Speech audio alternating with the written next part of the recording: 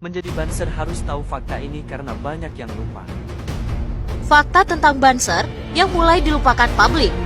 Barisan Ansor Serbaguna Nahdlatul Ulama atau disingkat Banser merupakan badan otonom NU dari GP Ansor. Banser adalah institusi yang selalu mengklaim sebagai lembaga yang siap untuk berada di barisan terdepan dalam pengamanan NKRI. Seperti apa sih fakta-fakta Banser ini? Pertama, ikut memerdekakan Indonesia. Banser dibentuk pada tahun 1924 oleh Kiai Haji Abdul Wahab Hasbullah dan para pendukungnya bersama Laskar Hizbullah dan beberapa kalangan pesantren saling bahu-membahu mengusir para penjajah. Dalam sejarah penjajahan di Indonesia tercatat hanya lembaga pendidikan Islam klasik ini yang mampu melakukan perlawanan baik secara lahir maupun batin, fisik maupun non-fisik, sebab mereka tidak bisa diintervensi oleh taktik licik adu domba oleh penjajah Belanda. Kedua, pernah menumpas PKI. Pada tahun 1964 sampai 1965 terjadi ketegangan antara NU dan PKI. Disahkannya Undang-Undang Pokok Agraria tahun 1960 dan Undang-Undang Bagi Hasil Pertanian tahun 1960 mendorong PKI yang kala itu tergabung dengan Barisan Tani Indonesia atau BTI melakukan aksi-aksi sepihak menyerobot tanah-tanah masyarakat. Dengan slogan serobot dulu urusan belakangan, mereka mematok tanah semena-mena milik pesantren atau para kiai. Setelah melakukan rapat darurat, akhirnya GP Ansor di bawah komando Muhammad Zainuddin Qayyubi, mereka mencoba melindungi tanah milik masyarakat.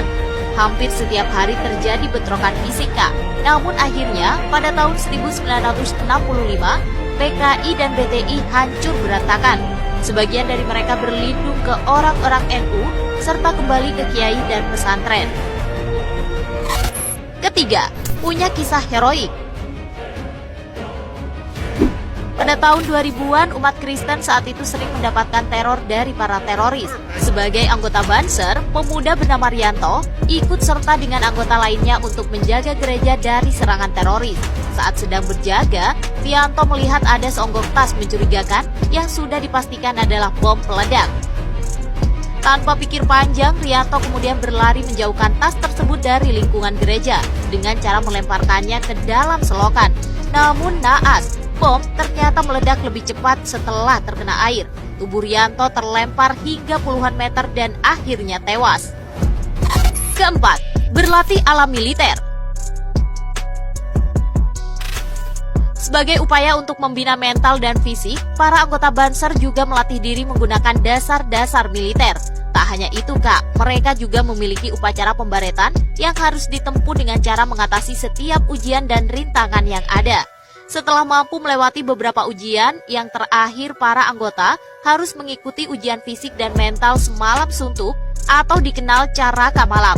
Sebenarnya latihan ala militer juga sempat dilakukan Banser saat konflik dengan PKI. Bahkan mereka digembleng keras 3 bulan lamanya oleh Raider, Kodam, Kodim, hingga RPKAD.